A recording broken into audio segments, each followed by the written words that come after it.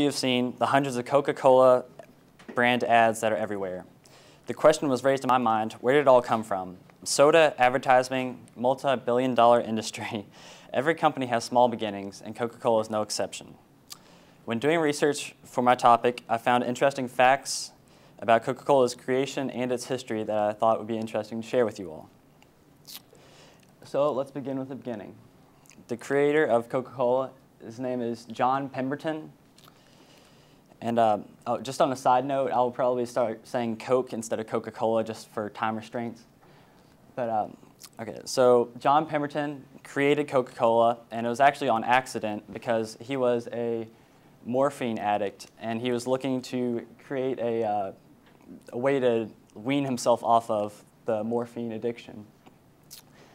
And so he was a popular Atlanta pharmacist, and his very first invention was the Pemberton's French wine cola, which was made from wine, cola nut, and Peruvian cocoa. But there was a prohibition in Atlanta during that time period, so he had to make his drink into a soft drink. And so he had to take the wine out, and his main ingredients were the cola nut and cocoa, or cocoa leaves. And so that is where the name comes from, coca from coca leaves and cola from cola nut. So Coca-Cola. According to Snopes.com, Coke did in fact originally contain cocaine. The coca leaves are a main ingredient in cocaine that we know of. And Investors.com said that it wasn't until around the 1900s that the cocaine was taken out of the Coca-Cola. A man named Frank Robinson was John's bookkeeper, and he created the original Coca-Cola lettering, and it was because he was John's bookkeeper and had to have a very neat handwriting and print in order to keep up with his books and things like that. And so, unprofitable for the first few years, John sold his company to Asa Candler for $2,300, which was, in hindsight, a very good purchase. Asa had many aggressive marketing techniques, such as giving out free Coke coupons in order to get the public hooked on the Coca-Cola product. He also advertised everywhere. The first bottle of Coke originated in 1895, and it had a contour shape, and it was like that, so competitors couldn't copy their design. And Coca-Cola's main statement about that was accept no substitutes, because Coca-Cola is the original. A man named Robert Woodruff took over the company in 1923 to around 1980s, and this was during World War II. And he was quoted saying, "Every man in uniform gets a Coca-Cola for 5 cents, whatever the cost to the company." To the public, this seems like a very selfless act, but it was actually very selfish because it paid off to him in the end. All the soldiers in the war got hooked on Coca-Cola, and it led to a greater demand for the product. During this time, the Coca-Cola brand expanded to include Sprite, Tab, Fresca, and Minute Maid. In 1985, a new taste for Coke was released, and it was in the test runs, it was very popular. However, when it was released publicly, it was almost hated. And this is just the new Coke, as it was called. And it was not popular, and it was called one of the biggest market blunders ever. So the Coca-Cola brand returned to the original Coke recipe, and now it is a collector's item. And Coca-Cola in the present, approximately 1.7 billion beverages are sold each day, and that is a lot different than the about 9 drinks that John sold when he first came out with the product. The red and white logo for Coca-Cola is recognized by 94% of the world's population, and that's just amazing to me because word of mouth advertising spreads like crazy. And then they still kept with the same basic Coca-Cola formula and written Coca-Cola lettering throughout history. And these are pretty much just what I said already. This is just a demographic shown of who calls soda what, or soft drinks what. So this is, the red down here is Cokes, the yellow is soda, and then the blue is pop. So in the South, Coke is pretty much how it's called. Coca-Cola is still expanding and renewing its look. Currently, 1.7 billion Coca-Cola beverages are sold each day. And it could be the Coca-Cola brand has revolutionized the soft drink industry, so much so that it has become almost equivalent with the word soft drink. I hope many of you have found a newfound respect for the Coca-Cola brand. The next time you grab a Coke from the store or use one of Bellarmine's new freestyle machines that makes your own Coke, take a second to marvel at the soft drink you're holding. Pause just to realize that 127 years worth of progress is contained in that one drink just for your enjoyment. Coke has begun small in the past and will undoubtedly be larger in the future. So grab a straw, take a sip, and savor the famous Coca-Cola soft drink. All right. White Lightning, Panther Breath, Rot Gut, or just plain Shine. Moonshine is known by a lot of different things to a lot of different people and is very common around these parts. Hello, my name is Austin Bailey, and today I'm going to talk to you about moonshine. I'm going to talk to you about the dangers of moonshine, what moonshine actually is, the history behind it, and how to make it, along with some laws, you know, just some common stuff. To start off, I want to show you how dangerous moonshine is. This is 190 proof. This is 220 milliliters of moonshine. Now, to get the same amount of alcohol that is in that little bit at 70 proof, I would need 600 milliliters of, this is my whiskey, of whiskey. You can go and pick that up at the store. Now you're thinking like, I mean, it's not that big of a deal, but in beer, that's at 6%, 6 proof, that is 7 of these. So if I had 7 full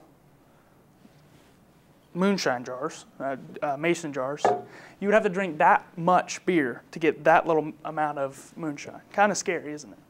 Now, I'm sure you're probably thinking, wow, that's a lot of moonshine.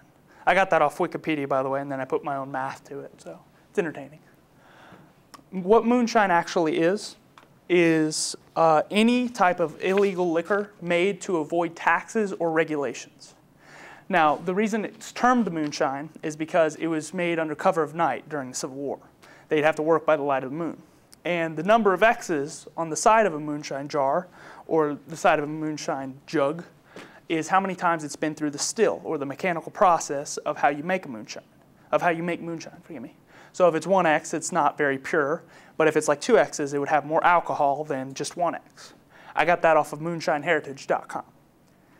Now that we've talked about what moonshine actually is, I'm going to talk about the history of moonshine. The history of moonshine I got from moonshine.com. It started off in the 1600s by George Thorpe.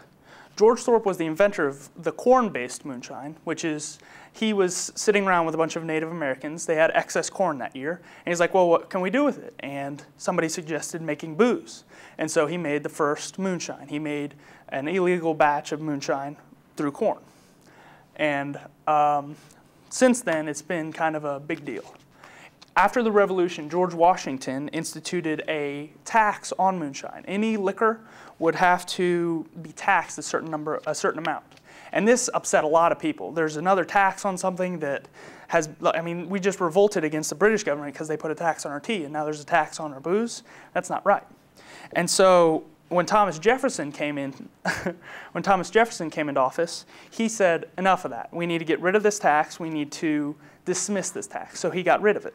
But the people didn't really believe him. All the people that were settled in like Pennsylvania and stuff said, we need to get out of here. And so they left to more rural areas like Kentucky, Tennessee, the Carolinas, places that are known for moonshining today.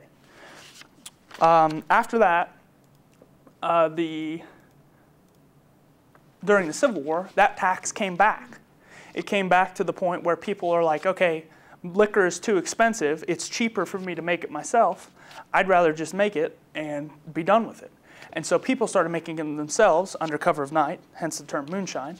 and made any type of liquor imaginable, drinking it by themselves, trying to avoid the Union government.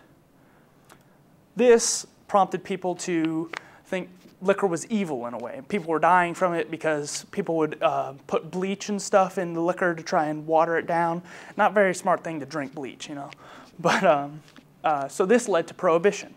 During Prohibition, there organized gangs came into the towns and started asking hillbillies and just the common folk to try and make moonshine for them. So the people would make this illegal liquor during this illegal time, bootleg it, like you can see in this car right here, and ship it into the big towns like Chicago, New York. Based off of moonshine.com, at one point there was 500,000 speakeasies or illegal bars in New York City alone. After that, Prohibition got repealed, which is our picture to the far left, and everybody was happy again. But a lot of people stopped moonshining. A lot of people started, either went legal or stopped making it altogether. Now that we've talked about the history and stuff about it, I want to talk about how moonshine is actually made through the scientific process. Now this is what's known as a still, or how to make moonshine, okay? You have mash, which is, in this case, we're going to talk about ground up corn. You have your mash, you grind up the corn, you put in yeast to ferment it, make it into alcohol. Now alcohol boils at a lower temperature than water or the corn that it's in.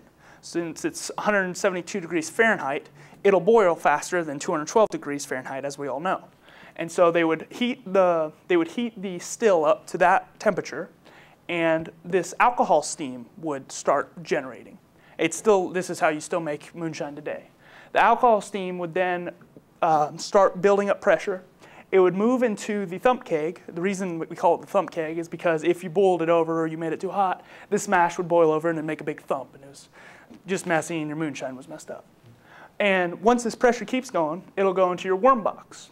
Now the worm box is a coil wrapped around, it looks like a worm, and it requires fresh spring water or cold water to cool off the moonshine and condense it into the liquid. So you're going from a steam to a liquor, you're kind of condensing it. I got that off of howstuffworks.com. These are different still designs. You have you can use this at your sink and stuff. It's still illegal to make, by the way, so don't try this at home. But you have the more, over here you have the more industrial one where you can make a lot of moonshine at a lot of time. Or, like I said, the kitchen sink type deal. This is actually Popcorn Sutton. He's a small moonshiner that's known for moonshining. He's very popular among critics. Now that we've talked about how to make it and the different still designs, I want to tell you all about the different current laws in place. Any still must be registered in order to have legal moonshine. You can't buy or sell or make it, because at that point, when something is illegally made, it is then a drug deal. It'd be the same as if you were trying to buy, say, marijuana or something like that. And obviously, the reason for this is you can't evade any form of taxes. There is legal forms of moonshine, which I will show you in a second. But as of right now, you need permits, and there's a lot of red tape involved, basically. This is a legal form of moonshine made right here in Lexington, Kentucky. It's called the Devil John moonshine, forgive me. And it's very, I've never had it, but it's not as potent as this. This is 90 proof, I believe. And the reason for that is they let it settle a little bit. They let some of the alcohol evaporate because they don't want people dying off it. And with moonshine, a lot of times people will die off of the product. It's just dangerous to drink, pretty much. Don't go out and drink this, please. In conclusion, moonshine, we've learned how to make it scientifically. We've learned what is moonshine. We've learned that it's any form of illegal liquor. We've learned the history, and we've learned how dangerous it is. So please don't go out drinking, but when you turn 21, feel free to try a legal kind. Thank you, and shine on.